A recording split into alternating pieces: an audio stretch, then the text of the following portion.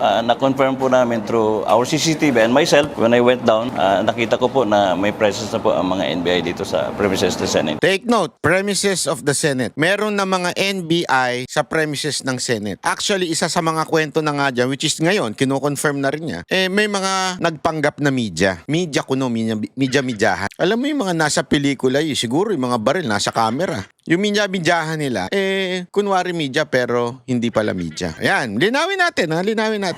It is very irregular that the NBI would conduct checkpoints around the Senate. Tama po ma'am, it's very illegal. Saka normally no po, if the NBI would come here, they will have to coordinate with us.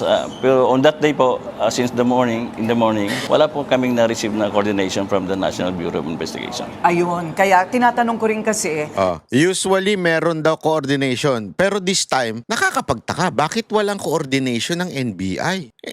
Alam mo yon, kung yung Monday nga nag-coordinate sila doon sa sa OSAA din Nag-coordinate sila. Sabi nung OSAA, nag-coordinate din daw kay Soto kasi si Soto pa Senate President noon If you did that last Monday, but now you didn't. Isip kayo. Anong pinapahiwatig nyo? Kung hindi kayo nag-coordinate ngayon, may plano kayo masama. Parang lang yun sabi, di ba? Pag may alak, may balak. Pag di pa alam, may balak. Ganun lang din yan. Pareho lang yan.